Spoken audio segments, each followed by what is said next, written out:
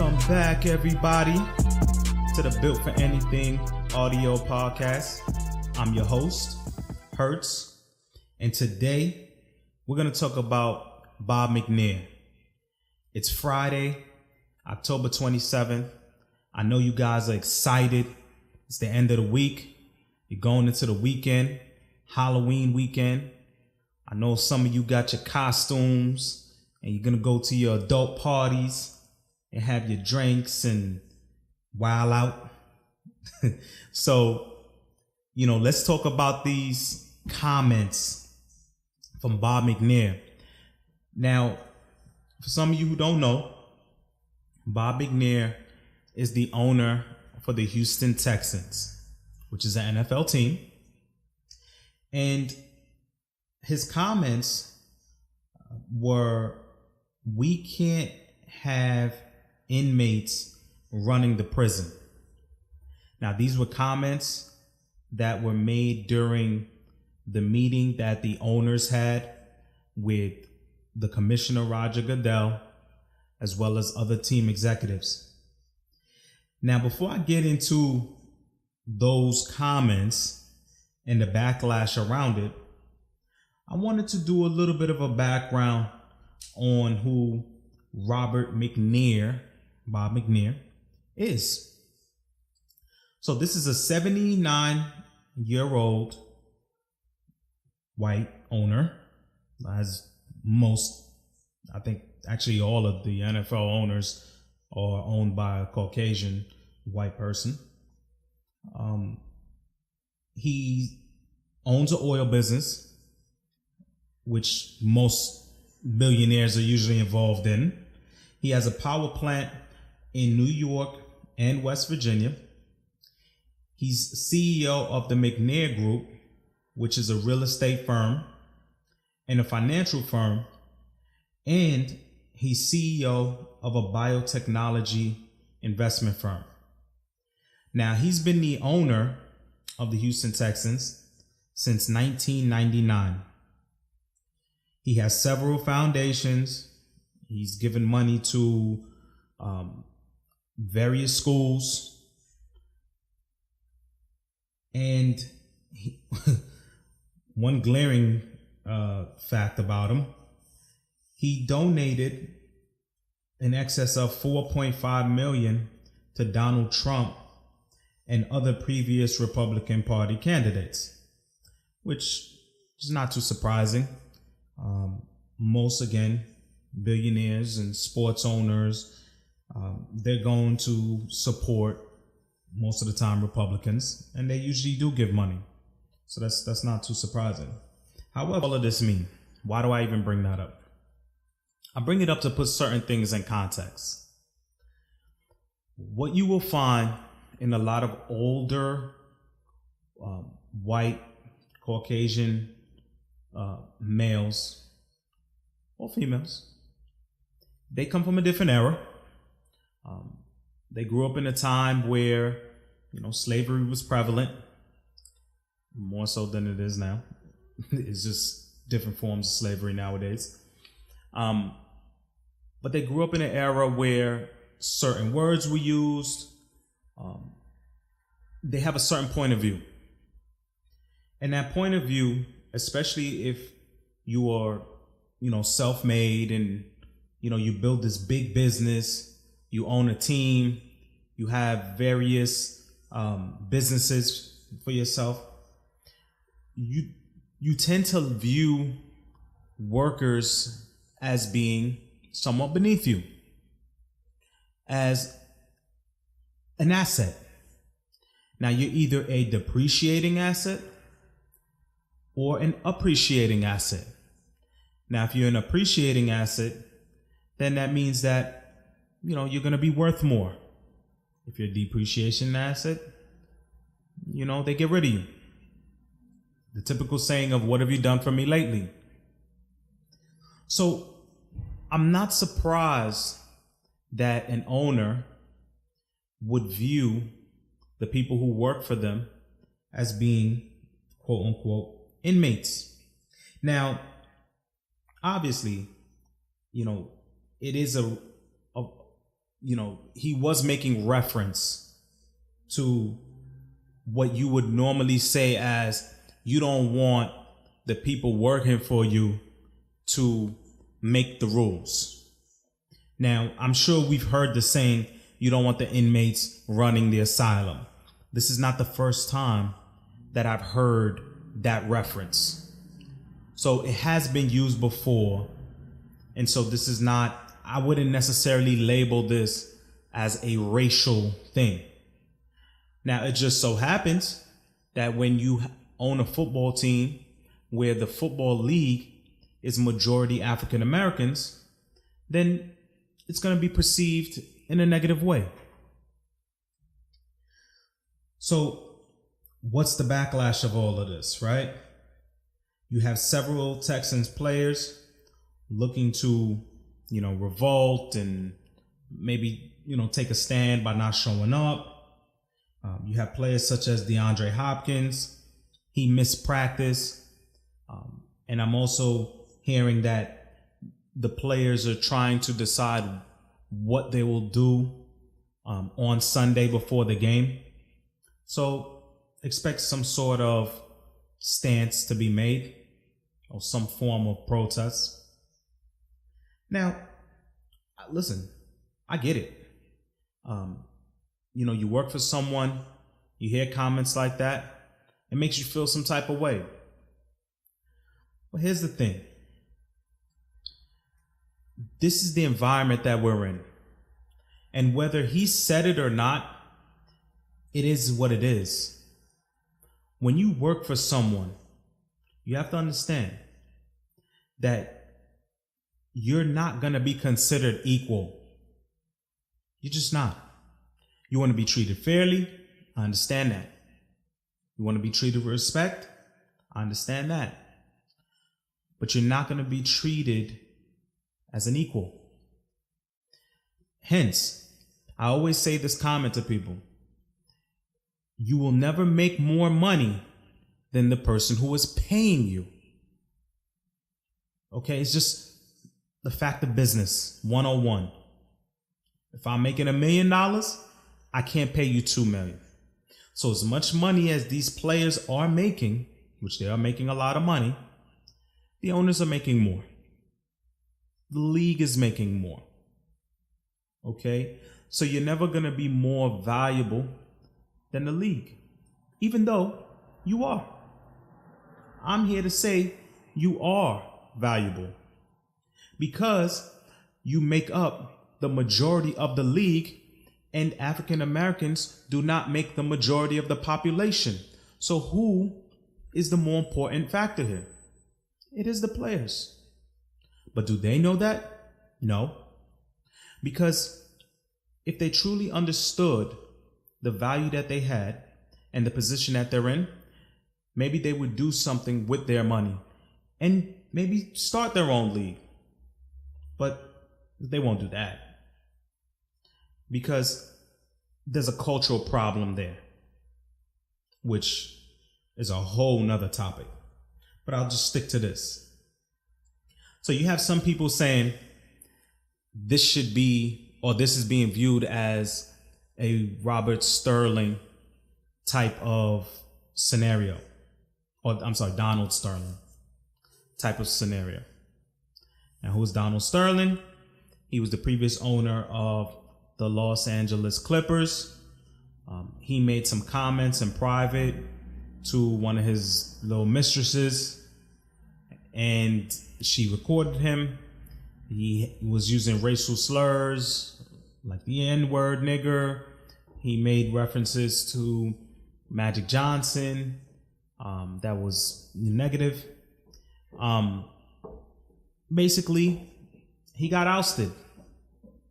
Now, I'll be the first to tell you, when I look back at that situation, I see that situation as something that was constructed perfectly, in fact, because that was a way to bring in the commissioner, Adam Silver, and introduce him as a player-friendly commissioner, because the previous commissioner was not viewed in that light. And so this was actually a win-win for Donald Sterling, because he was well into his 80s. He was able to sell the team for 4 times as much as he paid for it. And hey, he's able to live his life. You never heard from him again. The players felt happy about it. They felt like they had a commission that's on their side. And it was a win-win. But do I think, under other circumstances, that could have been the case? No. I don't believe Bob Mcnair is going to lose his team as a result of this. The same way if, Donald Sterling, he could have avoided that situation too, but he agreed to it. I believe that was something that was orchestrated to get the team from under his hands. He already had a reputation, because that's the thing. Donald Sterling had a long reputation of being that way, and it never was brought up before, but it was brought up now. And so when we look at this situation, no, I don't believe he will lose his team as a result of this. He's already apologized, which is something that I don't believe Donald Sterling did. His apology went as, "I regret that I used that expression. I never meant to offend anyone. I was not referring to our players." Yes, you were. "I used a figure of speech." Yes, it is a figure of speech. "That was never intended to be taken literally." Well, usually a figure of speech isn't meant to be taken literally, but we are in an age where people are really sensitive. Any and everything can offend. And when you are in the public eye, you have to be very, very careful. Now, in that meeting, I'm going to bring up one other thing that I looked up. Apparently, the owner of the Buffalo Bills made a comment, because there were a few awkward comments. This wasn't the only one that was taken from that meeting. So the owner of the Bills made a comment towards Anquan Boldin, who used to play for the Bills, who actually stepped away from the game to pursue trying to make changes in the community in regards to police brutality and other issues that are prevalent in the minority communities, which, hey, he's to be commended for. But he made a video basically articulating the situation that he had with his brother, that I believe was either shot and killed by a police officer, and stating that we do need to pay closer attention to what is going on with police brutality. And so the owner was so moved by it and felt that Anquan was very articulate in expressing himself, that he said, hey, Anquan should be the spokesperson for the players, and that it would be better for an African American to do it rather than a white owner. And listen, on the surface, I agree. If you have a movement, for example, that is supposed to be in favor of African Americans, it would be good for whoever the leader is to be African American. Not like, Black Lives Matter, who is being bankrolled by a white Caucasian male. That's a whole nother topic. And so people took offense by that. Like, how dare you, insinuate that he should only get it because he's black? And I mean, look, if Anquan is articulate and if he wants to further his agenda and try to get certain things done,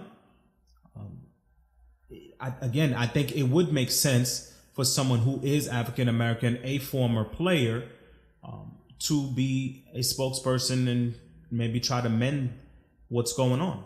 I don't see anything wrong with that. But again, we live in an age and a time where you have to walk on eggshells. Like it's a tightrope on what you can and cannot say.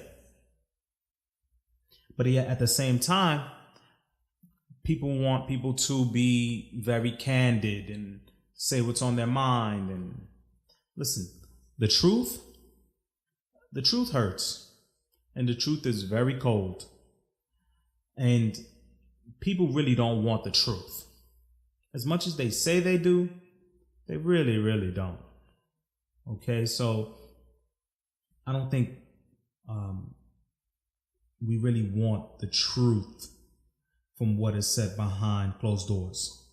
And what I say to players and people who are watching this, and young black men, or just, you got to understand, the corporate environment is not ideal in most cases for people of color. Now, what I would say is they need to be more independent businesses. African Americans, minorities do need to focus on creating their own thing that they can have stewardship over. I talked about it before in terms of, hey, if the police department is for some reason or another to be targeting African Americans need to begin looking into creating their own forces, their own armed forces, their own police that they can hold accountable. The same way you have Jewish people, they have their own police, they have their own hospitals, they have their own lawyers, they have their own judges, etc., etc., etc. You need to start thinking on that level. And if players are unhappy with how they're being viewed from the owners, because look, I'm pretty sure all the owners feel that way. Then the players, if they can come together, need to look into creating an independent league. But the problem is, that's easier said than done. Because the NFL is so huge right now. And a lot of these players really outside of football can't make this type of money. And so I'll tell you this, if you have players on the Texans that decide to, go on strike or not show up, you better believe there's going to be someone right behind them willing to play or willing to grab that opportunity. And what you won't do, someone else is more than willing. And people will watch still. This is the unfortunate truth. It's sad, but it's true. Because whether you want an apology or whether you don't want it said, it doesn't change what the fact is. You have billionaire owners who view you as an asset. It's about time that you stop viewing yourself as, somebody who's looking for charity. You are an asset. And you can move on and do bigger things. But a lot of times you have players that, they just want to make their money, mess with a bunch of women, buy cars, a bunch of homes, some jewelry, and that's it. That's their end game. Live their life that way. Not everybody in the league is looking to make a significant change in something. That's the truth too. And so, again, I've read to you the background of Bob Mcnair because I really want people who are listening to know that if you truly want something to change, you need to make it change, or you need to go out and get your own. You know, it's just like that girl in school that you keep approaching. You know, you want to date her, you keep approaching her, you want her to like you, but she don't like you. She won't give you the time of day.